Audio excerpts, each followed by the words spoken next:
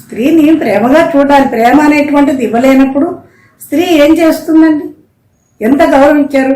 గౌరీ శంకర్లు అన్నారు, లక్ష్మీనారాయణులు అన్నారు, సీతారాములు అన్నారు.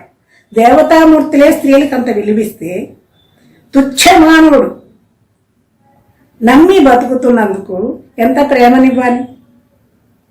10ంటికి తలపోటు వచ్చి ట్యాబ్లెట్ లేదు అంటే ఎందుకు లేదు? నువ్వు ముందు చూసుకోవాలి కదా. లేదు మహానుభావ అంటే బండి ఉంది కదా, నీకు బండి కొనిచ్చింది ఎందుకు? వెళ్ళి తెచ్చుకుంటే 10ంటికి బాలుగుడికి పోయి ట్యాబ్లెట్ తెచ్చుకుంటే ఎవడైనా ఫాలో అవుతే అంటే ఫాలో అయితే అనుభవించు. ఈ భర్త ఎందుకండి? వీడు భర్త. ఒక బటన్ చాక్ కొనిచ్చి బ్యాగ్లో వేసుకో. ఎందుకు? చీర కొనిస్తాడు, ఎవడైనా నగ కొనిస్తాడు. ఆత్మరక్షణకి నన్ను నేను రక్షించుకుంటా, నువ్వు రక్షించుకో. భర్త అంటే భరించువాడు, రక్షించేవాడు. ఎందుకు ఇంకా అలా ఎవడ బతుకులో వాడు బతికేదాన్ని సంసారం ఎందుకు? ఇటువంటి సంసారంలోని విరక్తి వచ్చేస్తుంది. ఎంతకాలం ఉంటుంది? ఎంతకాలం ఉంటుంది? స్త్రీ మాత్రం ఒక్కొక్కడు పేలిపోతున్నాడు. నాకు తెలిసి కాకినాడలో సంస్కారవంతులైనటువంటి మహానుభావులందరికీ చేతులెత్తి నమస్కారం చేస్తున్నారు. మహాపండితులు నాకు తెలుసు, మహానుభావులు నాకు తెలుసు, చదువు సంస్కారం ఉన్నవాళ్ళు నాకు తెలుసు. వాళ్ళకి నేను పడుతున్న జీవితం కూడా తెలుసు. ఒక్క మాట మాట్లాడట్లేదండి. కాకినాడే కాదు, ఆంధ్ర తెలంగాణ దేశాల్లో ఉండేటువంటి పెద్ద మనుషులు నాకు చాలామంది తెలుసు, వాళ్ళకి నేను కూడా తెలుసు. కానీ ఇన్ని గొడవలు అవుతున్నా వాళ్ళు ఒక్క మాట మాట్లాడట్లేదు. అది వాళ్ళ సంస్కారం. ఇప్పుడు కొన్ని పిచ్చి డాష్లు ఉన్నాయి చూశారు. వాడి సంసారం వాడి పెళ్ళాన్ని చూసుకోవడం మానేసి నువ్వు ఇలా కదా అలా కదా వెళ్ళిపోయావు కదా అంటే పోతానయ్యా, నా జీవితం నా ఇష్టం, నువ్వెవడవి? భయపడ్డానికి ఏం లేదు. ఇక్కడ ప్రేమ లేదు. నన్ను కొంచెం పెద్ద ప్రేమగా చూడు అని అన్నాను అనుకో, ఇంటికి రాగానే మీటింగ్లు అయిపోయి ఇంటికి రాగానే నిన్నెవడు ప్రేమిస్తాడే పెంటమోహం అంటాడు. ఇలాంటి పదాలు నేను అనుకోడు, కానీ ఉన్నది ఉన్నట్టు చెప్పాలి కదండి. పెంటమోహన్ నాదేనా? ఆ సంగతి మీకు తెలుసు, నాకు తెలుసు. కొంచెం ప్రేమ చూపించు అని అడిగాం. నగలు అడిగామో పట్టు చీరలు అడిగాము. ఆ మాత్రం ప్రేమ చూపించలే. ఎందుకో తెలుసా? ఎక్కువ ప్రేమగా అంటే పక్కన కూర్చుంటుంది, మీద చేయేస్తుంది. అది భయం. మన సమర్థత మీద అంత భయం. సమర్థత ఉన్నవాడు చాలా ప్రేమగానే ఉంటాడు. రోజు తిట్టడానికి, భార్యను విధవాన్ని తిట్టేటువంటి మగాళ్ళని చూసారా ప్రపంచంలో? ఎక్కడే ఉన్నాడు అటువంటి మొహమా? అలా తిట్టించుకోవాల్సిన కర్మ నాకుందంటే ఆలోచిస్తే మనస్తత్వం, సైకాలజీ ఏంటంటే కొంచెం ప్రేమగా మాట్లాడితే ఎక్కడ పక్కన కూర్చుంటుందో అని భయం. అందువల్ల నిరంతరం తిట్లే. అయ్యో, ఒక ఫ్రిడ్జ్ కొంటే ఆ పిల్లలకి వాళ్ళు కేక్ చేయాలంటే నాకు చేయడం వచ్చు కదా అంటే, నేను రాసిన 100 పాటలు నువ్వు వరుసగా అప్పచెప్తే ఫ్రిడ్జ్ కొంటాడు. పాటలకి ఫ్రిడ్జ్కి సంబంధం ఉందండి. డబ్బులు లేవా? మేము ఇక్కడ బళ్ళారి దగ్గర సాండూరులో కొన్నాడు ఉద్యోగం పని మీద ఉన్నాం. అక్కడ ఒక ఆవిడ పక్కింటి ఆవిడ ఉండేది. ఆవిడ అప్పుడొచ్చి వస్తూ మాట్లాడుతుంది. ఉంటే ఏంటండి విశేషాలు? చక్కగా హ్యాపీగా మీ ఆయన మీ దగ్గరే ఉన్నారు కదా అంటే, చస్తున్నానండి బాబు, ఆ మొహం చూసి విసుగొచ్చేస్తుంది అనేది. ఎందుకంటే వాళ్ళ ఆయన ఉద్యోగం ఆ ముందు బాల్కనీలో కూర్చుని ఇలా వెళ్ళే లారీల్ని అలా వచ్చే లారీల్ని లెక్కబెట్టి ఎన్ని లారీలో సాయంత్రానికి ఆఫీసులో ఇన్ఫర్మేషన్ ఇవ్వాలి. ఈయన కాఫీ, టిఫిన్, భోజనాలు అన్నీ బాల్కనీలోనే. పొద్దున పోయి ఆఫీసుకు సాయంత్రం వచ్చేటువంటి భర్త ఉంటే కాస్త ఎంజాయ్మెంట్ ఉంటుంది మేడం. 24 hours నా ముందే కూర్చుంటున్నాడు.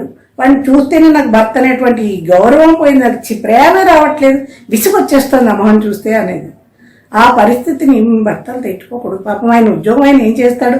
అయినా కానీ ప్రేమగానే ఉండేవాడు, పాపం మంచివాడే. కానీ ఈ ప్రేమ అనేటువంటి తెలవనటువంటి వాడు అసలు ముందు భార్యని జాగ్రత్తగా చూసుకుంటే ఇల్లు దాటిపోదు, సంసారాన్ని వదిలిపోదు. ప్రపంచంలో ఎంతమంది లేరండి ప్రేమ భార్యలు గౌరవం ఇవ్వడం లేదు? మహానుభావులు, గొప్ప గొప్ప వాళ్ళు కూడా భార్య గౌరవిస్తున్నారు. భార్య మాట వింటాడు అంటే వినొచ్చని తప్పలేదు. భర్త మాట భార్య వింటున్నప్పుడు భార్య మాట భర్త వింటే ఏంది? ఇద్దరు కలిసే కదా సంసారం.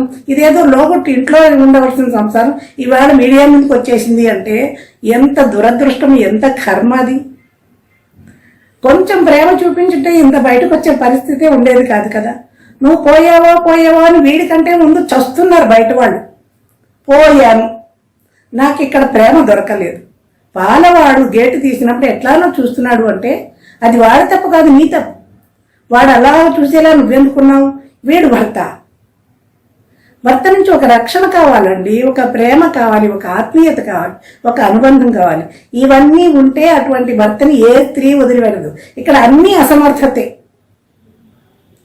ఏ సరదా తీరే అవకాశమే లేదు, కాసేపు మాట్లాడే అవకాశమే లేదు. ఎంతసేపు నేను, నా బతుకు, నా జీవితం, నా ఫ్యూచర్. మరి ఇక్కడ రేపు పిల్లలు పెద్దలు అవుతారు, పెళ్లి చేసుకుని రెక్కలు వస్తే వాళ్ళే ఎదిరిపోతారు. ఈ దరిద్రపు ముఖానికి చచ్చిపోయేదాకా సేవ చేసుకుంటూ అంత సాక్రిఫైస్ చేయాల్సిన అవసరం నాకేంటి? ప్రేమ లేదు, ఆత్మీయత లేదు, సమర్థత లేదు, ఒక ఆనందం లేదు, ఒక అనుబంధం లేదు. ఇటువంటి భర్తలు ఉండే కంటే స్వతంత్రంగా బతకటమే మేలు అనిపించింది. వచ్చేసాను. ఇప్పుడు ఆ కొట్టుకు చచ్చేవాళ్ళు ఎవరో చావండి. వచ్చాను, నాకు నచ్చిన వాడితో వచ్చాను. నేను ఎలా బతుకుతున్నాను రేపో ఎల్లుండో ఒక వీడియోలో చూపిస్తాను. నేను ఎవరితో బతుకుతున్నానో చూపిస్తాను. తెల్లవారులు నిద్రపోకుండా ఆలోచించు.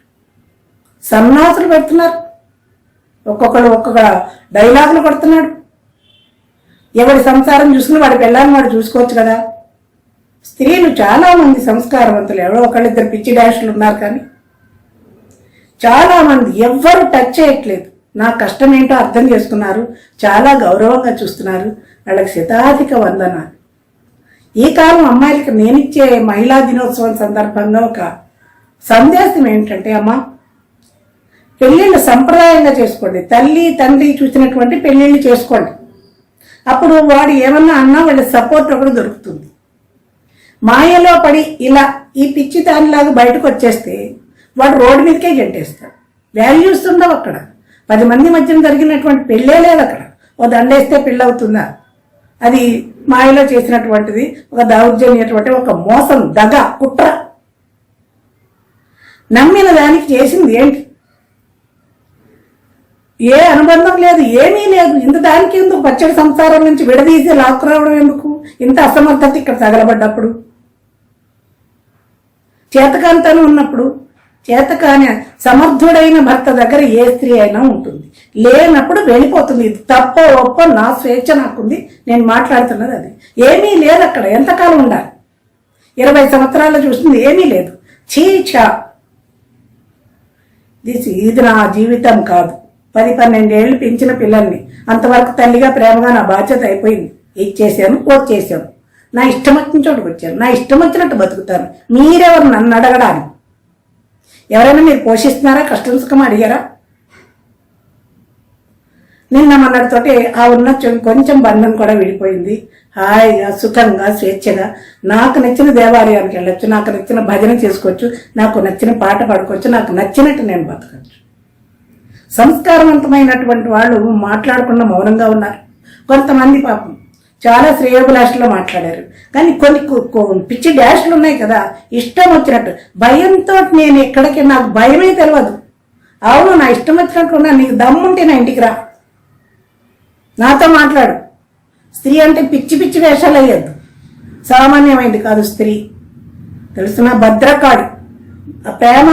ప్రేమ చూపిస్తే చాలా గౌరవంగా ఒదిగి ఒదిగి ఒదిగి ఉంటుంది. సర్వీస్ చేస్తుంది కాదు. ఎంతకాలం ఉంటుంది? వెళ్ళిపోతుంది బయటికి. ఈ వెళ్ళిపోయిన దానికి నెత్తి కొట్టుకుని తర్వాత కొట్టుకుని నెత్తి అయ్యో అయ్యో అని కొట్టుకుని ప్రయోజనం ఏం లేదు. కానీ ఎప్పుడు బాధలు మొదటి వాడికే, రెండో వాడికి చాలా ప్రేమలు ఉంటాయి. ఎందుకంటే అది కూడా పోతుందని భయం. కానీ ఒక్కడే మగవాళ్ళకి చెప్పేది ఏంటంటే, భార్యను ప్రేమిస్తూ మాట్లాడండి, ప్రేమగా ఉండండి. నేను చెప్పక్కర్లేదు.